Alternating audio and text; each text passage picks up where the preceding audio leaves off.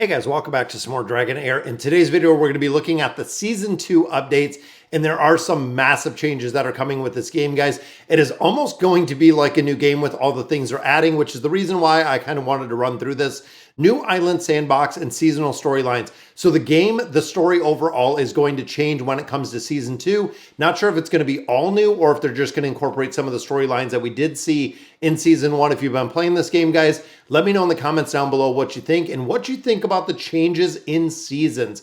I find this kind of interesting to see exactly which way they're going to go. Overall, there's a lot of stuff here that we're going to be covering. So enchanted exploration mechanics, local quest challenges, 3 new damage types, and elemental affinity combinations. Now, as we know, the elemental affinities as they sit today are pretty unique, you know, putting the poison with the fire. This is going to change, guys. It's almost like rolling a set of dice like we did with our D&D campaign adventures and really changing up a lot of this. Now, new benefit, hero pool, and the mount system. Season 2 introduces double benefit hero banners. Get a legendary hero with every 10 draws. That is right, guys. A legendary hero with every 10 draws. Now, if you're like me, guys, I've been playing for about 40 days. We have gotten one. That is right, guys. One single legendary hero that we have picked up so far. So unfortunately, we haven't had the ability to really showcase or go through and play with a lot of the legendary heroes. The ones that I do have, Drist, we bought actually with some of those dice, but we got them out of the event that was going on. We also got a couple other ones that were just out of the campaign and progression of that way, but we have only pulled one actual legendary hero. Now you can see Odyssey featured summons, 4 Farthing summons. So there's going to be a couple different summons, and then of course the mount. So there is going to be a blazing warhorse, guys.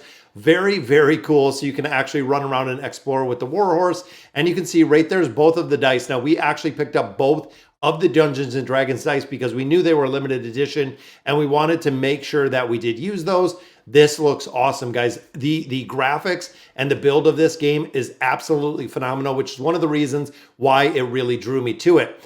Now, new exploration mechanics, decrypting the Dusty and Silvery Tower, exploring the ocean's mysteries. That is right, guys. We are going to go on a boat on this one, and new local quest challenges, Dusty Tower refraction devices, and objects and projections in the Silvery Tower. So I think these are things that we're actually going to do on the overview or where the exploration. You can see our heroes right here, which is funny because I also play AFK Journey, and that's exactly what you do here. This refraction device, they do have in there, even this objects in the projections, they do have something similar to this in AFK Journey. New adventures, the fall of Increst. As you can see right there, explore the elves past, the 2 towers, which I'm assuming are going to be dungeons in there, the secret of the outland silent god, uncover the deep mystery of Adenthi, which I don't know if that is who it is here, guys, but you can see there is almost like a massive eye or a figure in the back. And then, of course, down here, there is going to be navigation, maritime navigation. You can see there is a boat. So not only are you going to be able to go on the continent, but you're also going to be able to go by boat, and you're also going to be able to go undersea. That is right, guys, undersea exploration. So now you have an overworld in combination with the ocean that you can cross and the undersea exploration. This game is going to be massive, especially, again, if it is just an incorporation of what we have going on with the events and everything, and it's not kind of just a standalone part of the game. I feel like they are really opening this up to a lot more of the content. New partner from the depths. That is right, guys. Get ready to welcome a brand new race to your team. It is the Mermaid. Mermaids are going to be joining us, and the heroes from the Mermaids are going to be joining us as well. And I believe in the announcement, guys, there are 17, that is right, guys, 17 new legendary heroes. Doesn't even say how many epic or rares we're going to get out of there, but there are 17 new heroes that are going to be joining us, as well as new bosses. And these bosses in this game are phenomenal. This is probably one of the absolute best games. I would say right on par with World of Warcraft, which I played for 10 years, but I feel like it is right on par with the bosses that we've seen in other combat, the strategy, kind of the way that you have to play these bosses. Guardians of the Mysterious Realm. And you can see, guys, there is almost looks like a giant crab right here. And then this kind of looks the same, almost looks like a crab. There's like some claws on this side, as you can see. And I think this just might be the picture, and this might be the actual boss. itself. Now, like we said with the affinities, new 3 damage types, that's right. So you can see kind of the change. Season 1, of course, we had the poison with the fire, we had the radiance with the lightning, and then we did have the necrosis with the ice. It is changing, guys. Boom, you can see season 2 is going to be different.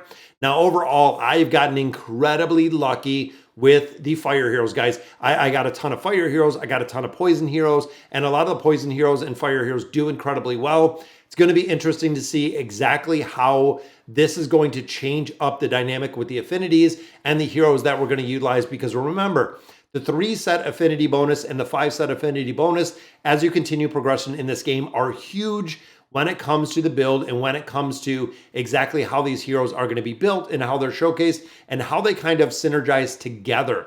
Additionally, there are 3 new damage types, that is right: Burn, Thunderbolt, and Ice Blast. Now, I'm wondering if those almost look like it's going to be, I'm not sure if those are incorporated in here, because it almost looks like this is the lightning, this is the ice, and this is the fire.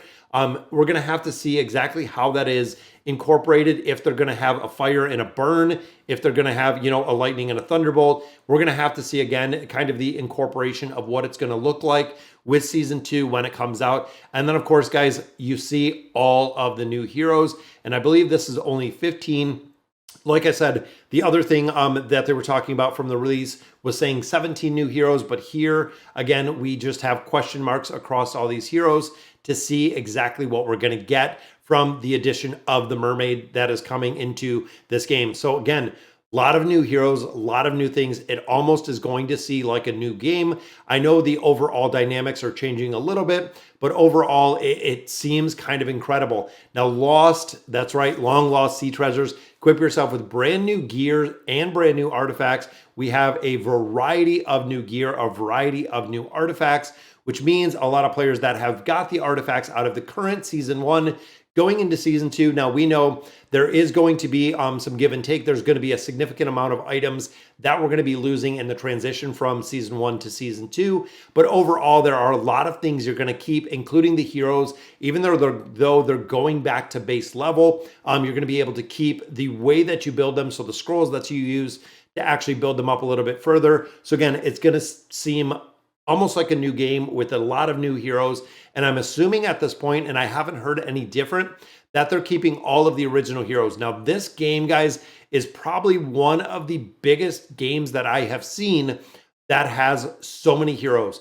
When I actually started playing in season 1, there are so many legendary heroes. And like I said, to this point, I have only seen 1 legendary hero at this time. So unfortunately, and I'm hoping in season 2, again, I know that was a lot of the feedback that we've kind of provided, and some of what you've seen here when it talks about getting a legendary hero with every 10 draws. So if you're in here and you're doing 10 draws, you're going to be unlocking and upgrading those legendary heroes, and even getting to the point of being able to take them with further copies of legendary heroes, or even getting duplicate legendary heroes to be able to use the essence to get either the affinity to or the affiliation to build them up a little bit further, or getting the legendary artifacts. I'm not even close with either, guys. I really don't put very much money into this game. I think we put 20 bucks to buy one of the packs, but overall, very cool to see that we're going to have a ton of updates and a ton of changes of what is coming for season 2. And honestly, I'm super excited, guys. So far, the combat, the gameplay, the storyline, everything with this game has really been aligning, really making it a successful game. A lot of players are in here, seeing a lot of comments. If you got comments about season 2 and the updates, let me know down in the comment section. And as always, thank you guys for watching.